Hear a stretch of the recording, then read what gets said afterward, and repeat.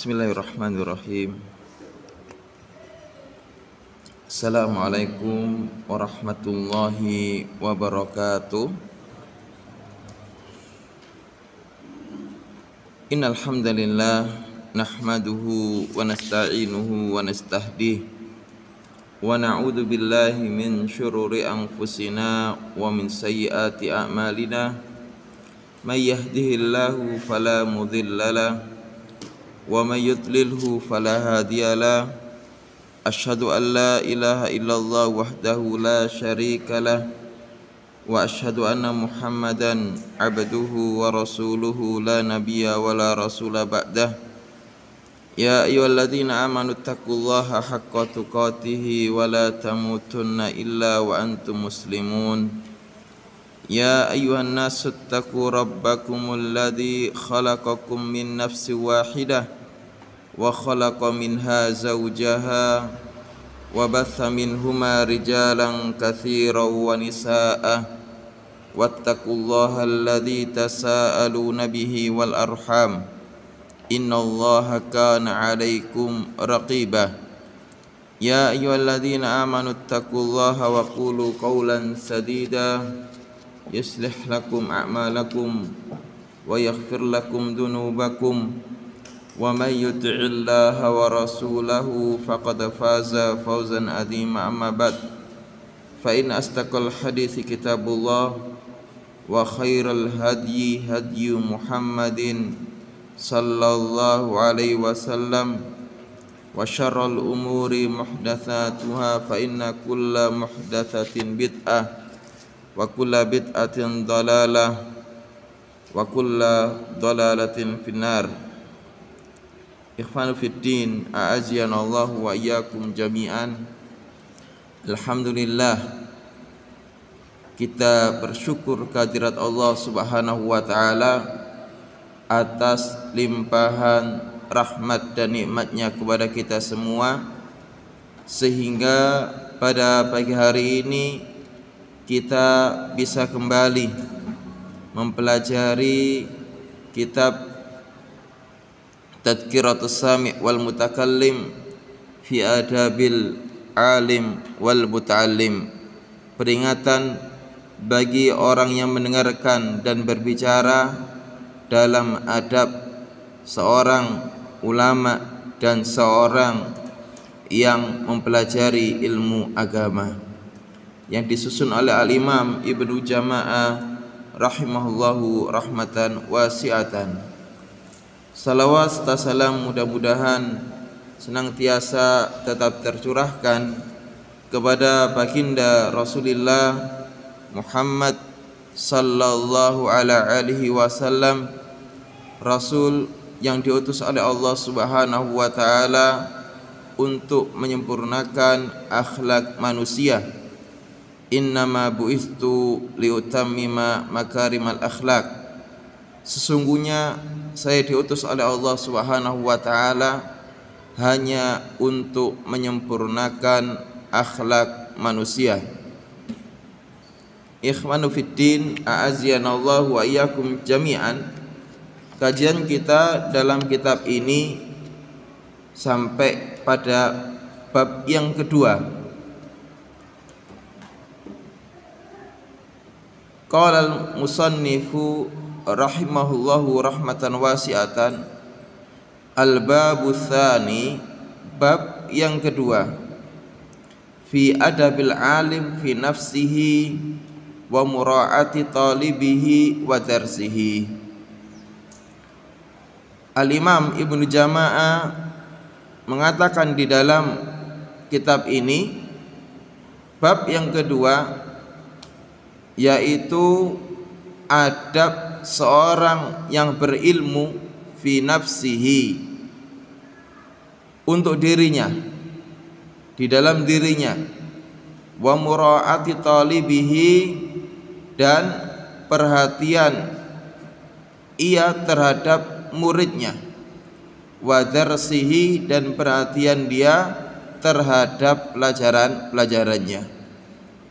Di sini Al-Imam Ibnu Jama'ah rahimallahu rahmatan wasi'atan setelah menjelaskan keutamaan ilmu dan mendatangkan perkataan-perkataan ulama tentang keutamaan ilmu, maka bab yang kedua di sini beliau membawakan bab adab-adab seorang yang berilmu untuk dirinya maupun perhatian dia terhadap murid-muridnya serta pelajarannya.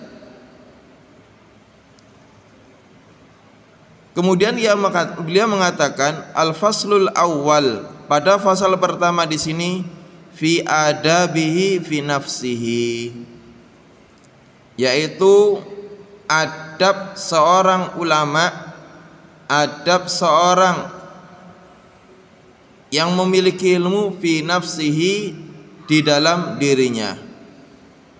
Wa huwa isna asyara naw'an, maka seorang ulama tadi itu disebutkan di sini itu memiliki 12 sifat. An-naw'ul awwalu dawamu muraqabatillahi ta'ala fi sirri wal alaniyah, yaitu senantiasa merasa diawasi oleh Allah Subhanahu wa taala fi sirri wal alaniyah, baik dia itu sendirian, wal alaniyah, baik dia itu bersama keramaian, baik dikala sepi, baik dikala ramai, seorang alim tersebut itu merasa diawasi oleh Allah Subhanahu wa taala. Ini adalah adab yang pertama. Ikhwanu fiddin, a'azzanallahu wa iyyakum jami'an. Maka tatkala Al-Imam Ibnu Jama'ah membuat adab yang pertama bagi seorang yang memiliki ilmu itu muraqabatullah Subhanahu wa taala, merasa diawasi oleh Allah Subhanahu wa taala, maka hal tersebut menunjukkan bahwasanya muraqabatullah ini berkaitan dengan tauhid. Maka tidak salah apabila para ulama tersebut senantiasa mendengung-dengungkan semboyan mereka al-adabu qablal ilmi, adab sebelum ilmu. Kenapa? Karena adab itu cakupannya luas. Jadi adab itu cakupannya luas, termasuk bagaimana adab kepada Allah, bagaimana adab kepada Rasulullah, bagaimana adab kepada sesama manusia. Maka di sini tidak bertentangan antara prioritas itu adalah tauhid dan antara prioritas itu adalah adab. Kenapa? Karena adab kepada Allah Subhanahu wa taala yang paling besar adalah mentauhidkan Allah Subhanahu wa taala, dan diantaranya adalah muraqabatullah, senantiasa merasa diawasi oleh Allah Subhanahu wa taala.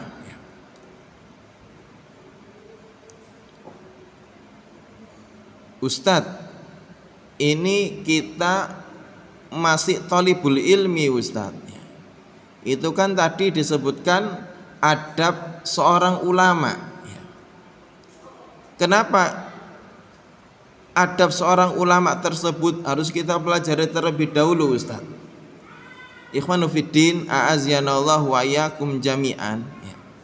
Seorang ulama, seorang guru itu adabnya dibentuk ketika dia tersebut itu belajar.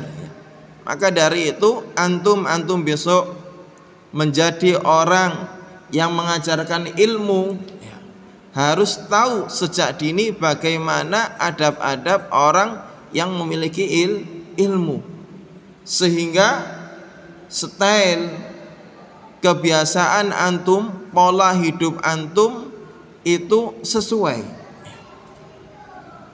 Jadi orang yang mengajarkan ilmu itu harus memiliki adab-adab, dan adab-adab tersebut itu dibentuk sejak dia belajar atau proses dia pembelajaran tersebut. Adab-adab itu harus sudah dibentuk.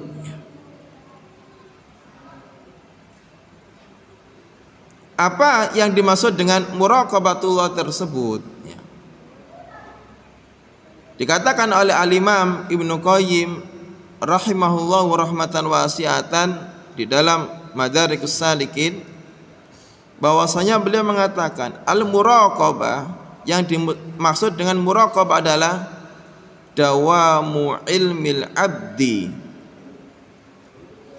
wa tayakkunihi bittila'il haqqi subhanahu ala zahirihi wa batinihi. Jadi Al-Imam Ibnu Qayyim mengatakan yang dimaksud dengan muraqabah senantiasa diawasi oleh Allah Subhanahu wa taala adalah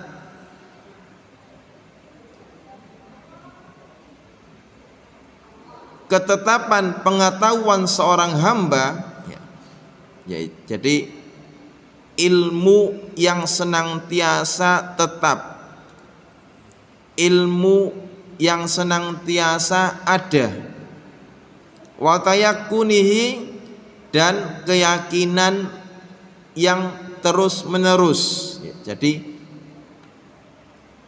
pengetahuan hamba dan keyakinan seorang hamba yang terus menerus terhadap apa? Terhadap bittila'il haqqi subhanahu wa ta'ala, bahwasanya Allah Subhanahu wa ta'ala tersebut itu senantiasa mengawasi dirinya ala zahirihi wa batinihi, mengawasi dirinya, mengetahui dirinya baik secara zahir maupun secara batin. Jadi keyakinan seorang hamba, ilmu seorang hamba secara terus menerus, ini yang jadi terus menerus, bahwasanya Allah Subhanahu wa taala itu melihat dirinya baik secara zahir maupun secara batin. Wa huwa ma'akum aina ma kuntum, dan dialah Allah Subhanahu wa ta'ala zat ma'akum yang senantiasa bersama kalian, aina ma kuntum, dimanapun kalian itu berada.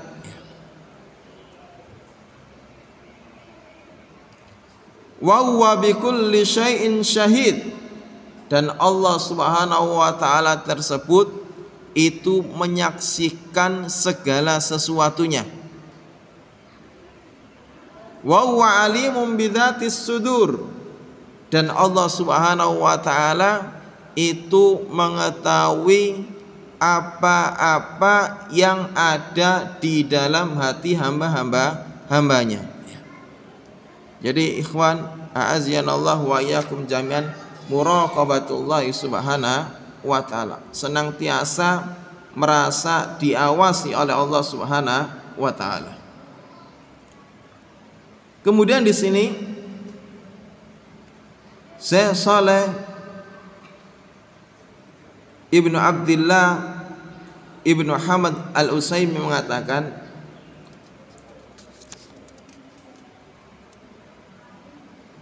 yang dimaksud dengan muraqabatullah adalah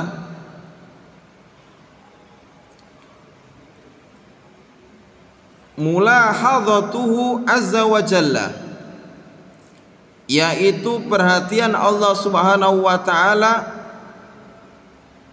allati arsyada ilaiha Nabi sallallahu alaihi wasallam fi hadits Jibril, yang diisyaratkan, ditunjukkan oleh Nabi Muhammad sallallahu alaihi wasallam dalam hadis Jibril yang dikeluarkan oleh Imam Bukhari dan Imam Muslim. Min hadis Abi Hurairah, dari hadis Abi Hurairah.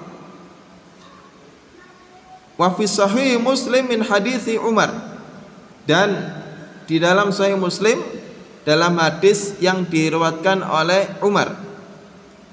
Wa fihi anna Nabiy sallallahu alaihi wasallam qala, yaitu sesungguhnya Rasulullah sallallahu alaihi wasallam berkata ketika beliau ditanya tentang pengertian ihsan. Maka Rasulullah sallallahu alaihi wasallam menjawab ketika ada sahabat bertanya, ada malaikat Jibril bertanya tentang ihsan. Mal ihsan, apa yang dimaksud dengan ihsan tersebut? Kata Rasulullah sallallahu alaihi wasallam, u'budullaha ka'annaka tarah.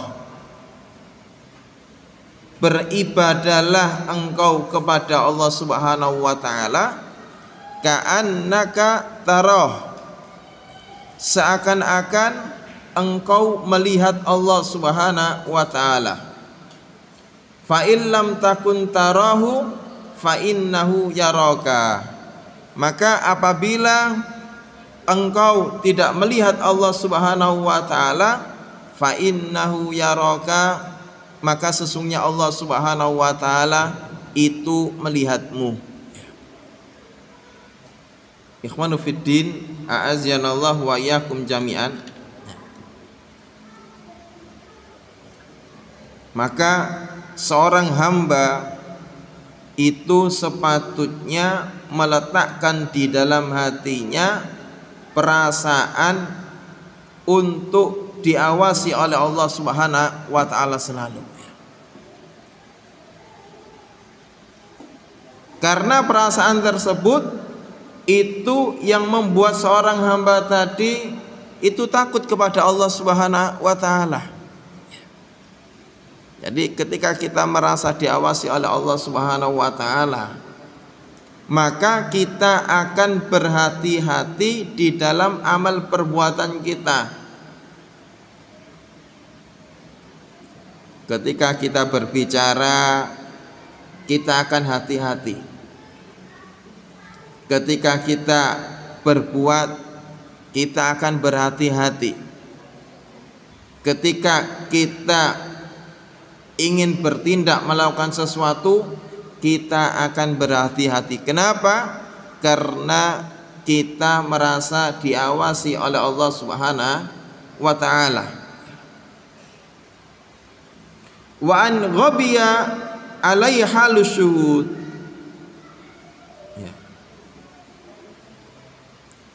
Maka apabila seseorang hamba tadi itu tidak bisa menghadirkan perasaan bahwasanya dia itu senantiasa melihat Allah Subhanahu wa taala di dalam ibadah,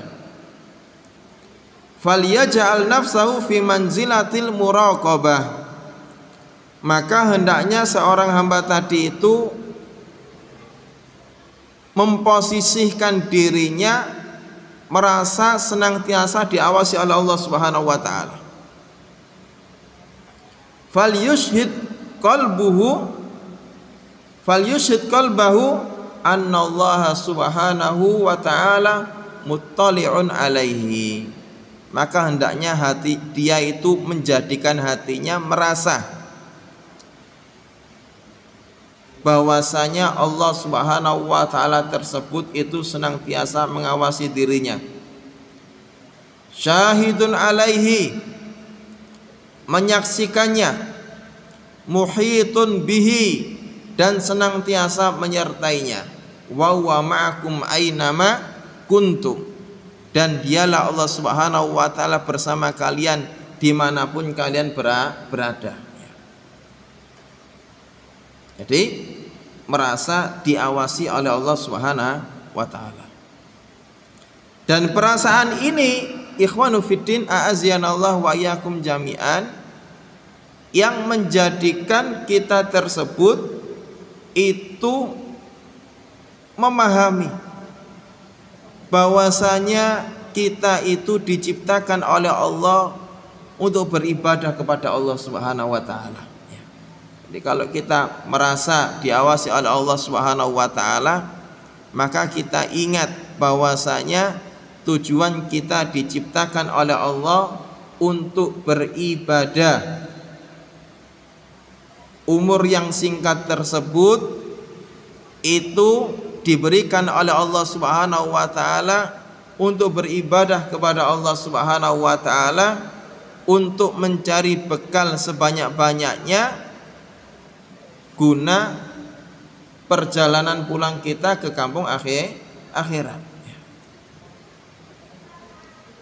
Sebaliknya, apabila seorang tersebut itu hilang perasaannya, senantiasa bahwasanya dia senantiasa diawasi oleh Allah Subhanahu wa taala, maka konsekuensinya ia akan lupa tentang hakikat ia diciptakan oleh Allah Subhanahu wa taala. Hatinya akan keras. Dan kalau hatinya keras tersebut, maka tidak bisa melembutkan hati tersebut kecuali api neraka Allah Subhanahu wa taala. Jadi ikhwan a'aziyanallah wa iyyakum jami'an, muraqabatullahi subhanahu wa ta'ala. Dan muraqabatullah itu adalah apa? Hakikat ketakwaan kepada Allah Subhanahu wa taala. Jadi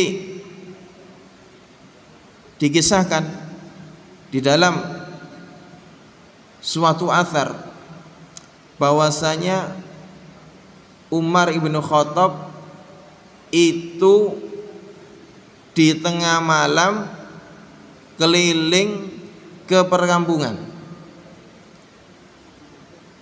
Maka Umar ibnu Khattab tersebut itu melewati suatu rumah, dan di depan rumah tersebut Umar ibnu Khattab mendengarkan pembicaraan yang terjadi antara seorang gadis dengan ibunya, yang mana ibunya tadi itu adalah penjual susu. Ibunya memerintahkan kepada seorang gadis tadi untuk mencampur susu mereka dengan air. Wahai anakku, campur susu ini dengan air. Tujuannya apa ikhwan? Tujuannya supaya susunya tadi tambah banyak, sehingga sehingga untungnya lebih banyak. Maka anak perempuan tadi itu berkata, wahai ibu, bukankah Khalifatu Amirul Mukminin, bukankah Amirul Mukminin melarang kita, melarang pedagang susu untuk mencampur susu mereka dengan air? Maka ibunya tadi itu pun menjawab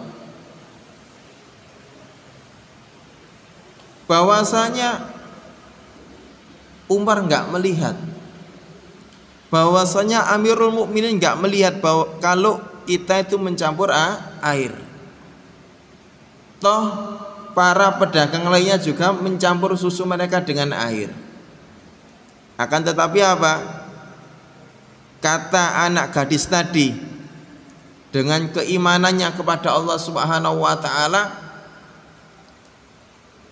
dengan rasa muraqabatullah yang tinggi, anak gadis tadi itu pun menjawab, wahai ibu, jikalau Umar Amirul Mukminin itu tidak melihat kita, maka sesungguhnya Allah Subhanahu wa taala itu melihat kita.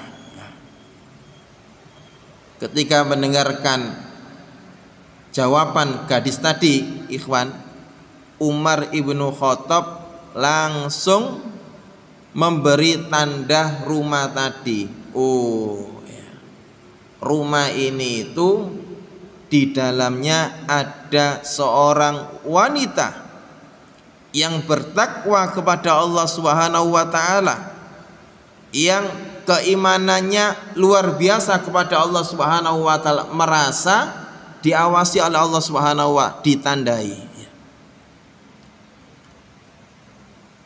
Di pagi harinya Umar ibn Khattab mengumpulkan anak-anaknya.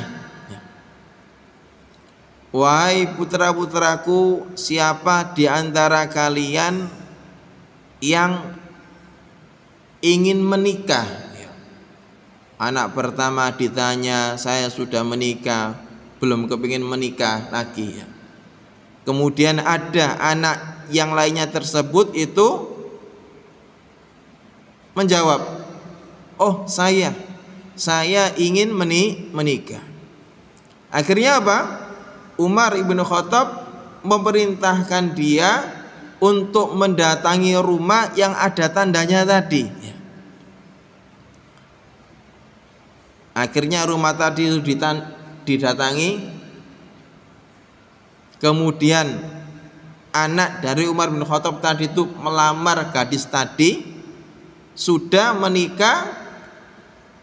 Kemudian dari hasil pernikahannya tersebut lahirlah seorang perempuan, dan perempuan tersebut itu melahirkan Umar bin Abdul Aziz, seorang khalifah dari Bani Umayyah yang memiliki keadilan sebagaimana keadilan pada masa kekhilafahan Umar bin Khattab. Umar bin Abdul Aziz dilahirkan dari rahim seorang ibu, yang mana ibu tadi itu dilahirkan dari seorang perempuan yang memiliki merasa diawasi oleh Allah Subhanahu wa taala, muraqabatu yang tinggi. Jadi ikhwanu fiddin a'azzanallahu wa iyyakum jami'an, dampaknya sangat luar biasa. Jadi ibunya Umar bin Abdul Aziz menjadi wanita yang salihah. Anak beliau Umar ibnu Abdul Aziz itu menjadi seseorang yang abid zahid, beribadah kepada Allah Subhanahu wa taala, zahid terlebih lagi ketika menjabat sebagai khalifah. Jadi masa kekhalifahan beliau 2 tahun, 99 Hijriah sampai 101 Hijriah. Itu semua ketatanegaraan itu dikembalikan sebagaimana awalnya, menjadi pemerintahan yang adil dan bijaksana. Subhanallah. Jadi ketakwaan, ikhwan a'azzanallahu wa iyyakum jami'an, perasaan merasa diawasi oleh Allah Subhanahu wa taala, memiliki efek yang luar biasa di dalam kehidupan kita.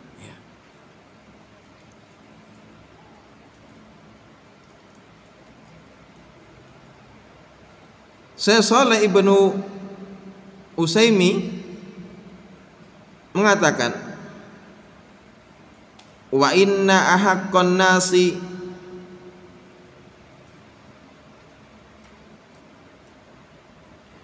fa inna haqqan nasi bidawami muraqabatillahi subhanahu wa ta'ala man wahabahumullahul ulumah wa anwa al-qudar.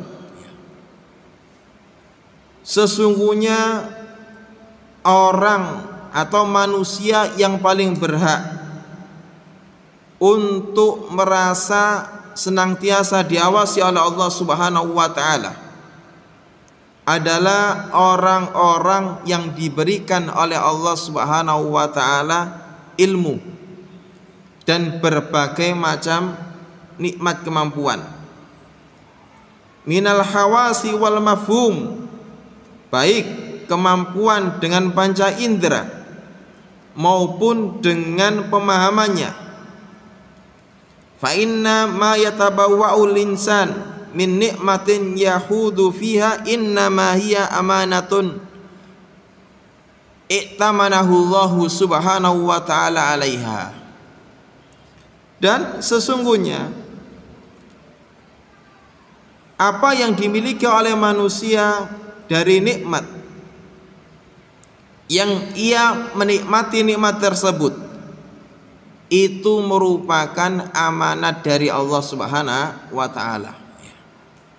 Jadi seorang alim, orang yang berilmu, itu ketika ia mendapatkan ilmu, memiliki ilmu, sesungguhnya ilmu itu adalah amanat dari Allah Subhanahu wa ta'ala untuk dia. Jadi ilmu yang diberikan oleh Allah Subhanahu wa ta'ala kepada alim itu adalah sebagai bentuk amanah. Maka salah satu cara menjalankan, menunaikan amanat tersebut yaitu dengan cara mengamalkan ilmu tadi. Jadi dengan cara mengamalkan ilmu tadi. Dan salah satu amanah ilmu yang diberikan kepada seorang alim tersebut adalah pengetahuan dia bahwasanya Allah Subhanahu wa ta'ala itu ala kulli syai'in syahid. Allah itu menyaksikan atas segala sesuatu. Pengetahuannya bahwasanya Allah itu melihat dan menyaksikan segala sesuatu. Allah itu mengetahui segala apa hal yang terjadi, zahiran wa batinan, baik secara nampak maupun secara batin. Sehingga ikhwan a'azyanallah wa iyyakum jami'an, konsekuensinya adalah ketika kita mengamalkan ilmu tadi, maka kita menghadirkan perasaan untuk diawasi oleh Allah Subhanahu wa ta'ala. Jadi ketika seseorang itu semakin berilmu, semakin mengenal Allah Subhanahu wa ta'ala, maka perasaan muraqabatullahnya tersebut itu semakin tinggi. Jadi apabila perasaan muraqabatullahnya itu semakin tinggi, maka dia akan bertakwa kepada Allah Subhanahu wa ta'ala fisirri wal alan, baik dia itu sendirian maupun di tengah-tengah keramaian. Ini adalah hakikat ilmu. Jadi hakikat ilmu tersebut itu al-khasyah, takut kepada Allah Subhanahu wa ta'ala. Hakikat ilmu adalah takut kepada Allah Subhanahu wa ta'ala. Tujuan kita mempelajari Al-Quran, tujuan kita mempelajari hadis Rasulullah Muhammad SAW adalah untuk meningkatkan perasaan takut kita kepada Allah Subhanahu wa ta'ala, merasa diawasi oleh Allah Subhanahu wa ta'ala. Allah Subhanahu wa ta'ala berfirman, innama yakhsyallaha min ibadihil ulama, sungguh yang takut kepada Allah Subhanahu wa ta'ala hanyalah para ulama. Sehingga semakin orang itu berilmu, maka hendaknya ia semakin merasa takut kepada Allah Subhanahu wa ta'ala. Semakin ia berilmu, hendaknya dia senantiasa merasa diawasi oleh Allah Subhanahu wa ta'ala.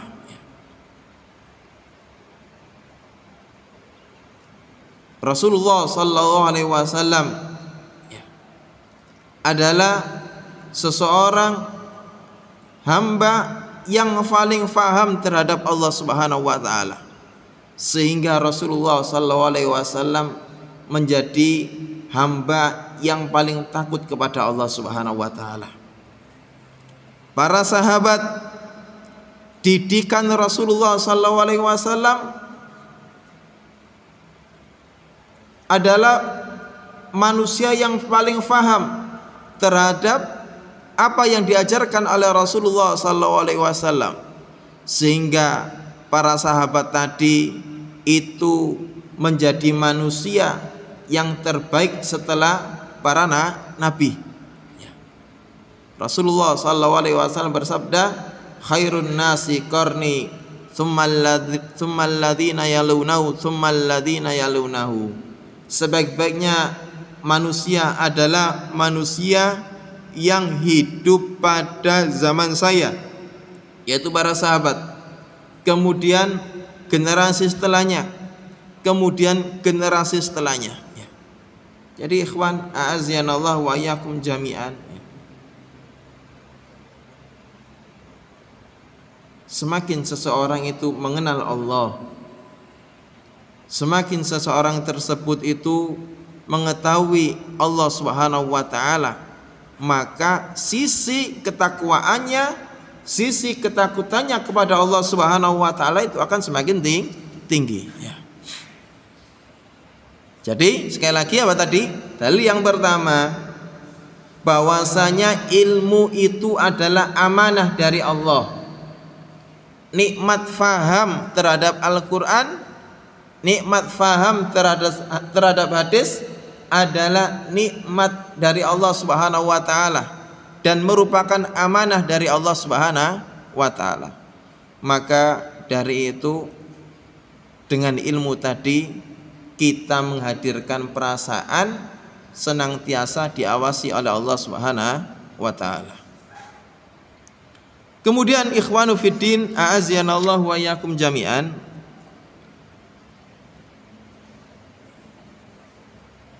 Al-Imam Ibnu Jama'ah rahimahullahu rahmatan wasi'atan membawakan firman Allah Subhanahu wa taala,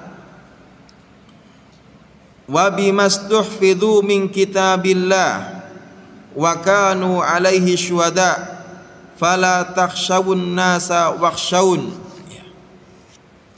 Maka sebagaimana mereka diperintahkan untuk menjaga kitab Allah Subhanahu wa taala, dan mereka tersebut itu menjadi saksi atas Allah Subhanahu wa taala, fala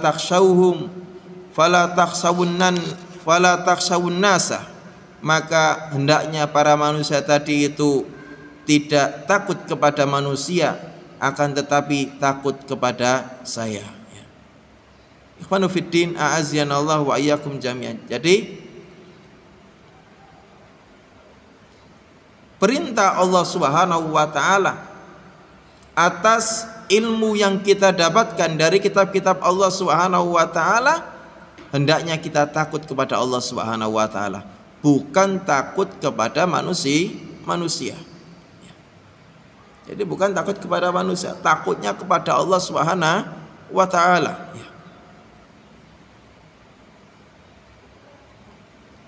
Oleh karena itu, Al-Imam Syafi'i rahimahullah rahmatan wasi'atan mengatakan, laisal ilmu ma hufidh. Ilmu itu bukan hal yang dihafal. Al ilmu ma nafa', akan tetapi ilmu itu adalah yang bermanfaat, yang bisa mengubah karakter kita, yang bisa mengubah akhlak kita. Camkan ini ikhwan. Jadi laisal ilmu ma hufid.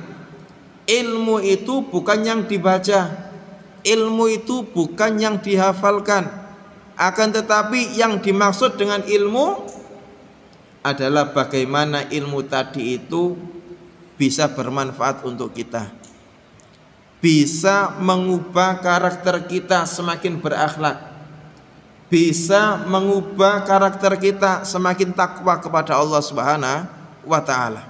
Oleh karena itu antum di sini dididik bagaimana antum bisa memanfaatkan ilmu yang antum peroleh.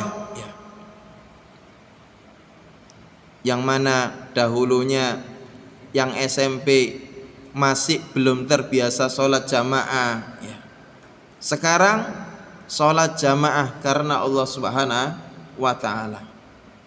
Yang awalnya males ngaji, sekarang dilatih untuk senang mengaji, membaca Al-Quran. Itu menjadi ilmu yang bermanfaat, ikhwan. Yang dahulunya suka marah karena dia belajar ilmu agama, maka marahnya tadi itu dikendalikan sesuai dengan syariat. Yang awalnya tadi itu suka bohong, ilmunya tadi itu bisa mengubah karakternya sehingga dia meninggalkan kebohongan-kebohongan yang ada. Laisal ilmu ma hufid, innamal ilmu ma nafa. Ilmu itu bukan yang dihafal, ilmu itu yang bisa bermanfaat untuk kita. Yang dahulunya ngomongnya kasar, sekarang dijaga bagaimana kata-katanya tadi itu tidak menyakiti orang lain. Yang dahulunya suka husnudzon kepada Allah Subhanahu wa taala, ilmunya tadi itu menjadikan dia senantiasa husnudzon kepada Allah Subhanahu wa taala, bahwasanya takdirnya Allah Subhanahu wa taala itu yang terbaik. Yang dahulunya itu hatinya dipenuhi dengan hasad, iri, benci, dengki. Dengan ilmu yang ia pelajari, maka sifat iri tadi itu dia hilangkan, sifat dengki tadi itu dia hilangkan. Ketika dia melihat saudaranya tersebut itu mendapatkan nikmat dari Allah Subhanahu wa taala, maka dia akan bersyukur.